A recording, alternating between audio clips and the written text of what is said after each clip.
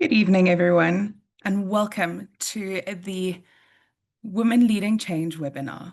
My name is Minda Kruger, and I have the honor to be your host as we shine a spotlight on the remarkable women leading transformation across industries, communities, and cultures. Tonight, we are not just here to hear stories of experience, but we are here to ignite momentum, build connection, and foster empowerment. We'll explore how leadership is redefined, the barriers still holding us back, and the strategies women around the globe are using to cultivate inclusive spaces, whether in institutions, homes, or personal journeys. This is a call to action, a moment to pause, be inspired, and step into leadership with courage. Okay, so kicking us off with our speakers for tonight. We have Lauren Laura Maleka, who is a student experience counselor and coordinator at SACAP. She is passionate about partnering with grassroots organizations across Africa and empowering young professionals to change and create their own opportunities. We also have Melissa Smith, who is a registered counselor with HPCSA, a work integrated learning coordinator for SACAP's online campus, a community wellness writer, and children's radio host focused on mental health accessibility. Tonight, we also have Miriam Abrams, who is the head librarian at SACAP with 26 years in information science and 15 years within higher education. Miriam is deeply committed to information literacy and community empowerment. We also have Kiara Parsuram, yeah, Parsuram, who is SACAP's admissions team member. And currently, Kiara is pursuing her master's in mental health and community mental health promotion. She is a dedicated advocate for autistic individuals and their families, with a strong focus on mental health awareness and community upliftment. Lastly, tonight, we have Zianda Kumalo, who is an academic support advisor at SACAP, an author, inspirational speaker, MC, entrepreneur, and a business owner. Sure. I mean, it really is amazing to be in the same room with all of you virtually tonight. Thank you to all of you for being here. It truly is a privilege to have such a dynamic and inspiring panel with us. Each of you brings a unique perspective shaped by your own journeys, challenges, and triumphs. And that is exactly what is going to make this conversation so meaningful. Before we dive into specific questions, I do want to set the tone for our discussion tonight. Women's Month is not only about celebrating progress, it's also about acknowledging the ongoing work required to create truly inclusive spaces, both professionally and personally. It's about listening to real stories, amplifying diverse voices, and being intentional about the changes we want to see. So, to start us off, I'd like to open the floor with a broad but important question. And Lauren Laura, I'm going to ask you this question to start us tonight. You work closely with grassroots organizations and young professionals, right? So how would you see the next generation redefine what leadership looks like in Africa? And what advice would you share with someone building their own path? Sure, Minda, that is quite a broad question. It's quite a broad question, but like you said, it's quite important and necessary. And if I take a moment to just reflect on the essence of the question, I am reminded by the words of a phenomenal lady by the name of Nozipho Shabalala. She is the CEO and founder of a company called the Conversation Strategists, which is basically a moderating company. And in one of her interviews, she mentioned something that resonated with me quite deeply. And she says that leadership is not about how people experience you, but rather leadership is about how people experience themselves because they've been led by you. And so what that means is that because of you, Laura, I've overcome 1, 2, and 3. Because of you, Laura, I've mustered up the courage to start. Because of you, Laura, I've launched this, I've done that. And it's all because I've been led by you. And so, in all the spaces that I've been involving myself in and working in, whether it's grassroots organizations or as a student coordinator, student experience coordinator, or as an advisor, the winning formula to true leadership and great leadership seems to me like it's coming down to being of service to others. And so, to your question about how do we then, sort of carve out our own paths as individuals, and how do we become successful in that? I would say we really have to get over the idea that leadership is about us, and instead we should go out there and serve. So that's rather how I see a lot of people winning, and a lot of people creating impact through their leadership across Africa. Okay. I mean, because of you, Laura, we have a really, really amazing start to this discussion tonight. So thank you for sharing that and for just, I suppose, breaking the ice and opening the floor. It is a really broad question, and we're definitely going to have a few of those tonight. Um, so I suppose adding on to that, I do have a question for Melissa. And Melissa, this one is, I suppose, because you're so deeply involved in the mental health advocacy space. So from counseling to media, I mean, you're everywhere in that space and involved, right? So in times of crisis and change, how can individuals and institutions center well-being as a core part of leadership? Thank you so much for that question, Minda. And good evening to all our wonderful listeners that have tuned in tonight. We're so excited to be with you. And I think just to add on, I think Laura just opened up the floor with the one aspect of leadership that I truly love is that leadership is servanthood. It's about serving, and for me, you can't separate well-being and leadership. So they are inseparable, right? Because we can't give what we don't have, and we can't take people to places we've never been. So by the starting point, looking at leadership, we taking out strategies and policies. And I would like to focus on answering this question with regards to self-leadership and how important that is. Leading yourself means being willing to pause and ask yourself the difficult questions. Am I emotionally grounded? Am I carrying unresolved pain that's going to spill over in my leadership? Do I embody the same compassion and resilience that I want to see in others? And so when crisis or when change hits, our natural instinct as leaders is to hold everything together, and make it look like everything is fine to others. But if we skip the inner work that's being done as a leader, then we lead from depletion.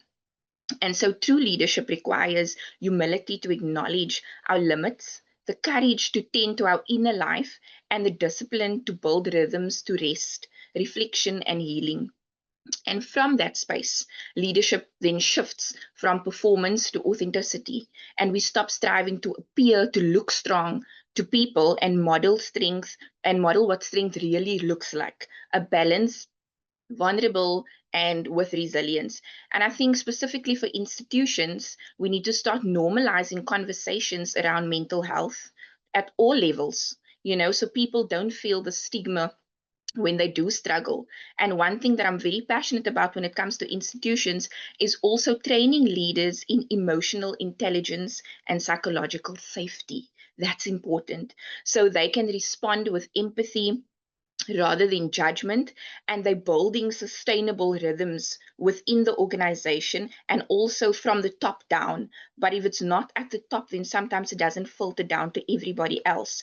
So I would like to just end off the question by saying, to me, well-being centered leadership begins as an inside job. Like it's an inside job that goes out, and the more deeply you are led, you are self-led mentally, emotionally, and spiritually, the more capacity you have to lead others through uncertainty with clarity, with empathy, and with hope.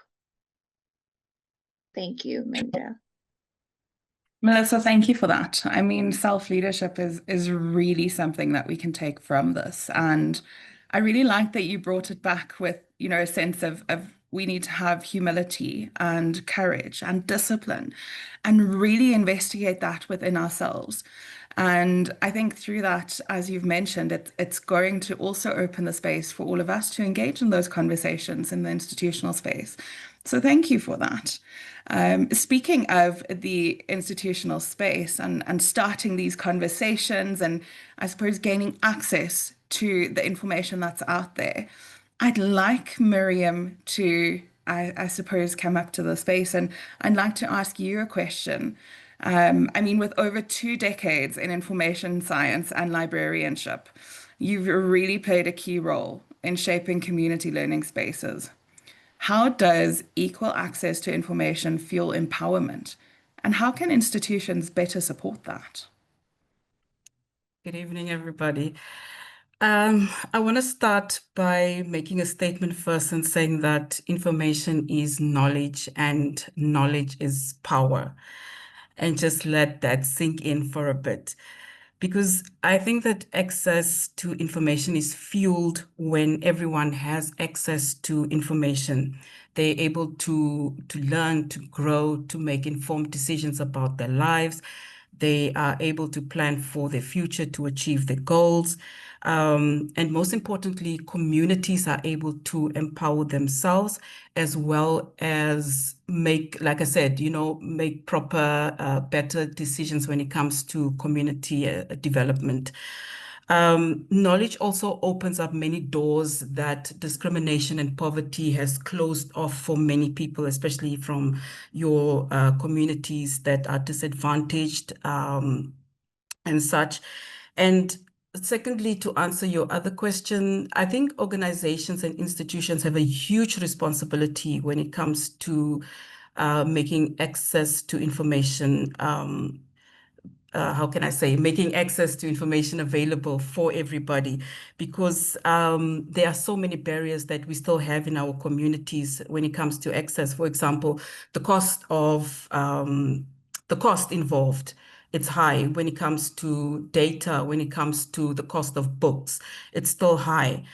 So we have a huge responsibility in that. We also have a huge responsibility as communities to make sure that our students, our kids, members of our community have access to technology that will allow them, and technology that is reliable in order for them to have access to information. We also have a huge responsibility to make sure that where the places and the platforms where these resources and information are being made available, it's accommodating, that it's inclusive, that students and members of our communities are able to access it in languages that they speak. And by doing this, it will make it, like I said, more inclusive and also gives communities and members of students, for example, a sense of ownership of the information. Miriam, thank you for that. I think I need to reiterate this just because you said it at the beginning, that knowledge is power, and that through that and through gaining that, we can open more doors and continue to access this in communities and in our spaces. Thank you so much for sharing that. I am going to continue on this and just in terms of the communities and the environments we find ourselves in. Kiara, I'd like to ask you a question as well.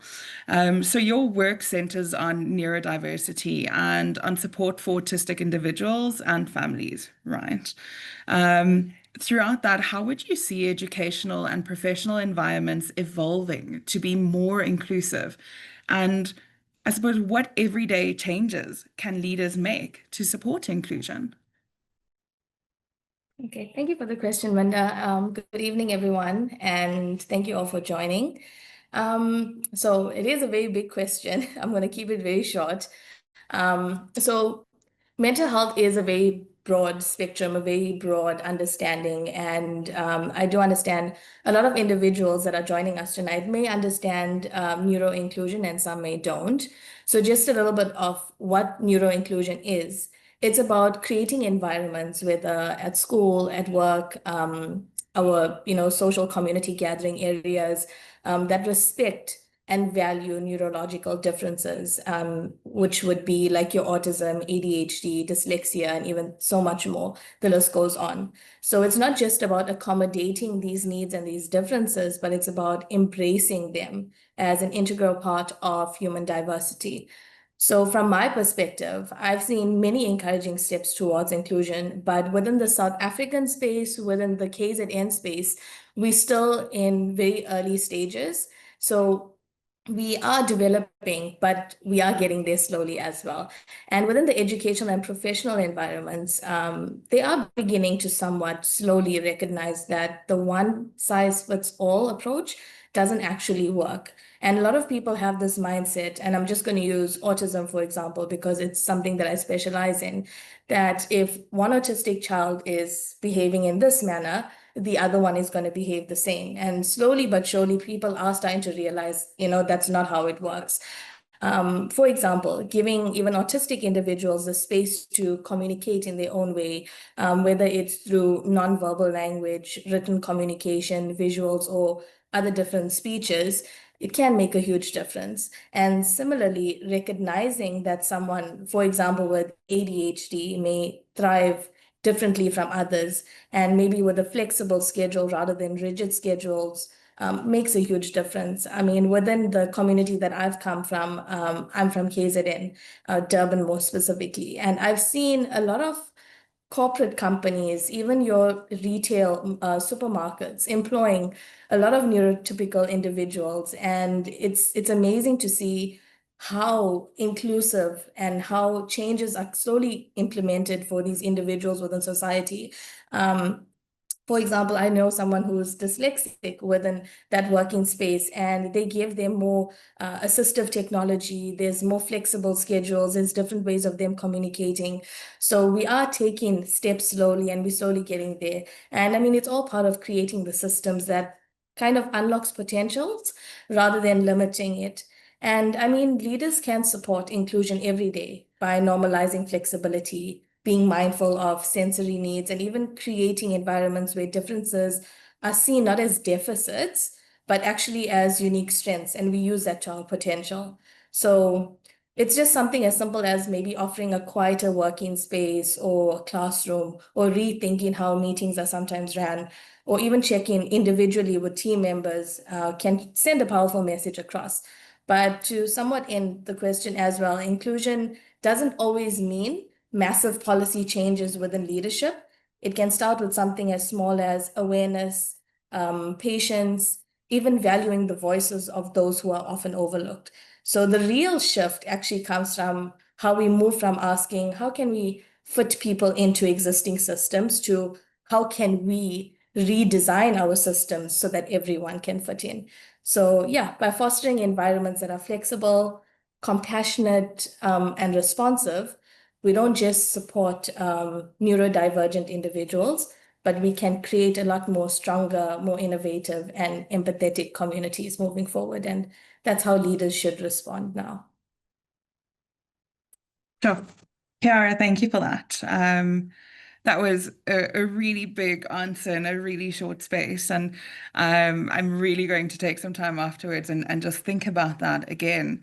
I think what's really, really important for me personally about what you said is that it's not just about a sense of accommodation.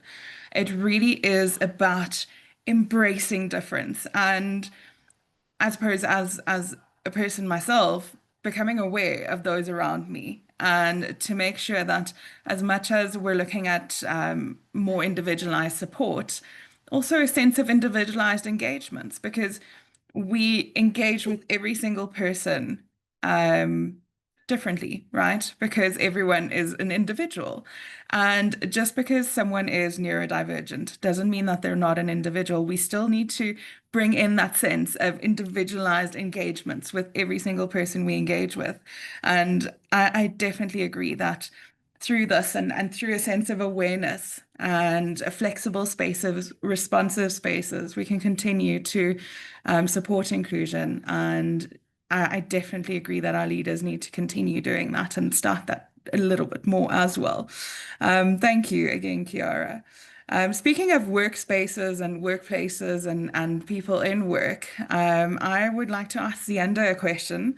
Zianda, as an entrepreneur, as a speaker, an author, a founder of a small business, you've built spaces for empowerment. And with that, I would like to ask you tonight, what drives you in creating these platforms?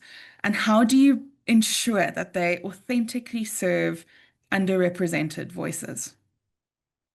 Alrighty. Hi, everyone. Thanks for the question, Minda. So I think essentially what drives me definitely is purpose. It's understanding and sticking to my why. And it's also knowing that these particular platforms, I create them or hold space for them because they're meant to create impact or leave impact. So essentially, they come down to allowing space for unrepresented voices to feel seen, to feel heard, to feel valued. Because in most cases, they don't. So for me, in this particular case, authenticity, it comes from listening first, then sitting down for a second and thinking, okay, what solutions need to come to the plate? What solutions need to come to assist? So I think with my businesses, with my book, with the talks or the emceeing that I do, I ensure that these environments, I always leave love and footprints. And for me, that's leaving people feeling empowered and allowing them to share their stories, to reclaim their narratives, their strength. Essentially, it comes down to the fact that representation matters. It comes down to, I find the responsibility to use these opportunities to open doors for others, because essentially, that's what people need. Someone's been knocking for so long on that particular door, it never opened. And they're at a point where I'm tired. I can't do it anymore. I don't have the capacity to do it anymore. So essentially, it's opening doors or creating the opportunities for doors to open. And that's also how I then measure success, not only the growth, but how many lives is the work I do shifting. Yeah. Zianda, thank you for that. Sure. I think what really stands out, and the moment you said the word impact, I kind of thought about a ripple effect or a butterfly effect. And as much as you were sharing and talking about that responsibility and during all of this, because you know your why, I really think about the idea of, everyone whose lives that you're changing, continuing to change the lives of others and just rippling out to create, I suppose, a space of impact and empowerment. Thank you so much for that. Our next question is to all of you. So I would like to pose this question, and then I'm going to put one of you in the spotlight to answer it first. But then from there, if you can please each hand over to someone else, that would be amazing. The first question that I would like to ask you, could each of you please share one actionable practice? One thing, whether it's a mindset shift, a habit, or a strategy, or just something that attendees can take away tonight to make sure that they lead change, not just in their own lives, but also in the lives of those around them, in their circles, and in the spaces they engage with. And I suppose, Zianda, just because you were the last person who went, I'm going to put you in the spotlight tonight and ask you to please share first. No problem, no problem. I like the spotlight personally. I think one actionable practice that attendees can take away, I definitely say encouraging you to stop waiting for permission. And I want to unpack that for a second. Too often we sit in the position where we're waiting for validation. We're waiting for someone to say, yeah, it's correct. Yes, you can do it. Yes, it's going to make a difference. Sometimes we need to say, actually, I'm going to make it make a difference. I'm going to assert that it is correct. So even with doing certain things or going into certain decisions, ask yourself, what can I start with? Where can I start with the change in my circle or in the people around me? Because in that way, you learn the pattern or the habit of, I don't have to wait for the validation. I don't need anyone's permission. I'm able to get up and do it myself because that's me being intentional as best as I can. So change doesn't always have to be big. If you do fall, you fall forward. That's the biggest thing. So don't ask for permission, make it happen. We fall, we learn, we keep it moving. I always say, if you're going to fall, you'll catch your wings on the way down. So yeah, definitely don't ask for permission. I know I'm supposed to hand over to someone, so the spotlight goes to Melissa. Why did I have a feeling you were going to choose me? Thank you so much for that. I love what you said about not asking, for permission. And I'm like a work inward girly, so that's my answer for tonight. So the one thing that I want to leave our listeners with tonight, the one thing that they can take away, is something that I've also done in my personal life that has really just been transformational for me when it comes to change in my personal life, is lead change with starting with your inner world. We often think that leadership begins with strategies or systems, but lasting change begins when we learn to regulate ourselves, to pause and ask, what am I carrying? What do I need to release? What do I need to nurture? And for me, the most empowering mindset or mind shift is realizing that caring, for your mental health and emotional well-being is not selfish. That's not a selfish practice. It's actually leadership. When you create rhythms of reflection for yourself, rest, honesty in your own life, you show up with more clarity, you show up with more compassion, even in your family, in your workplace, in your community. And so, if you want to lead change, it begins by leading yourself well. And that's where the true transformation starts for me. So, I'm going to pick somebody, and I'm going to go with Kiara.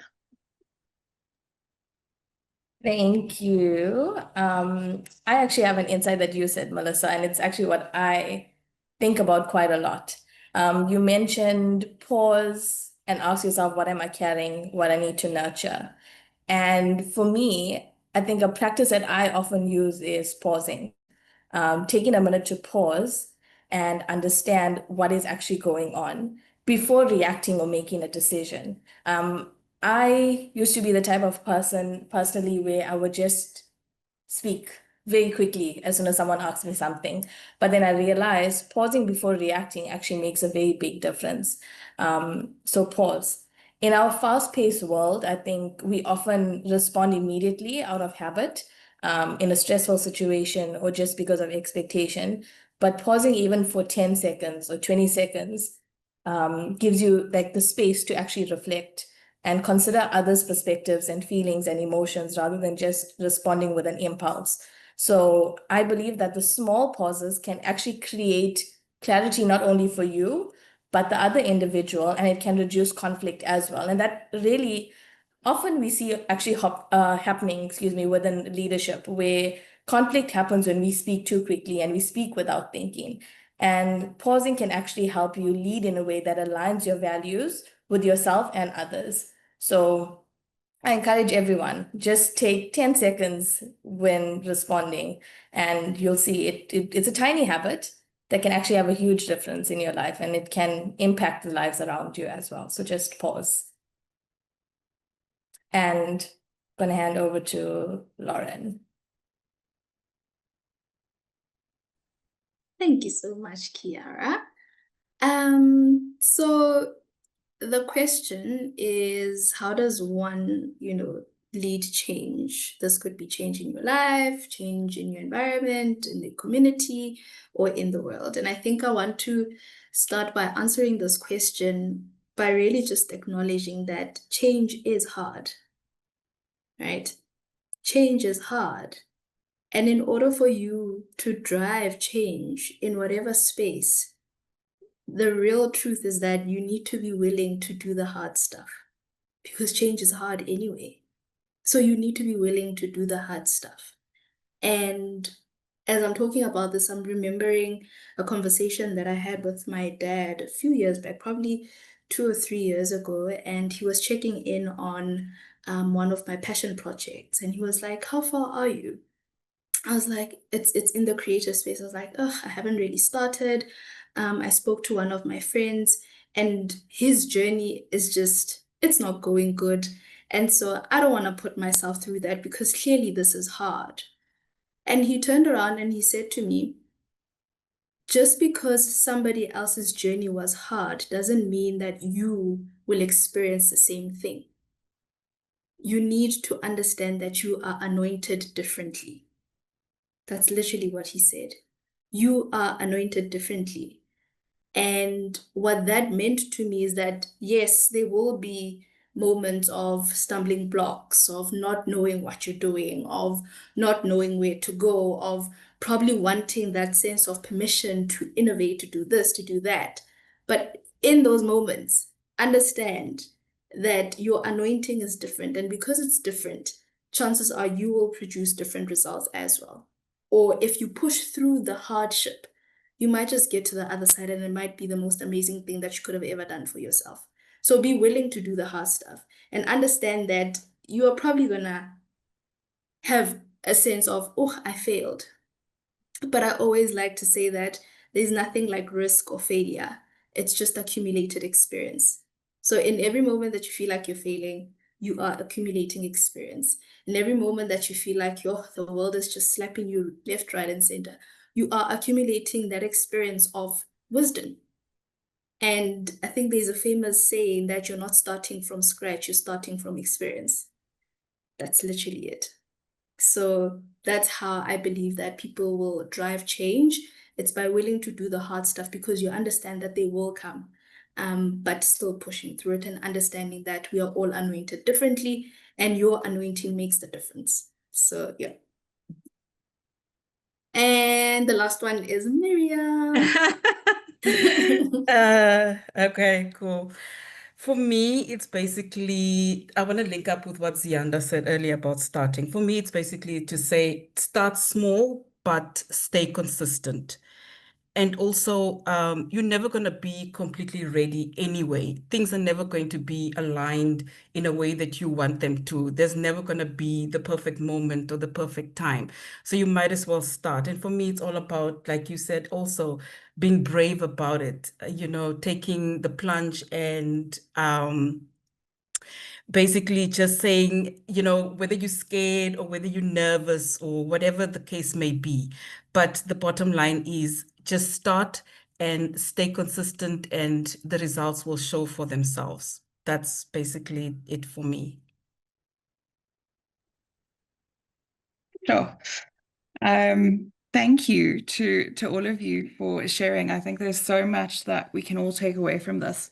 I know for me personally, it's so fitting, and I think that it really, the things that you've shared stands out, and we can take them and take away and go be brave and go start something. But with that, it's important for us to keep in mind that, like Melissa said, it starts with ourselves. It starts with the reflection and the journey within.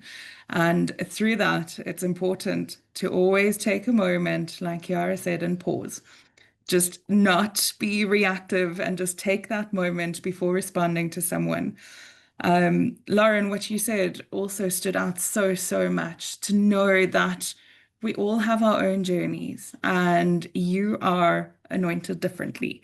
There are so many things that each and every person who's here tonight can go do.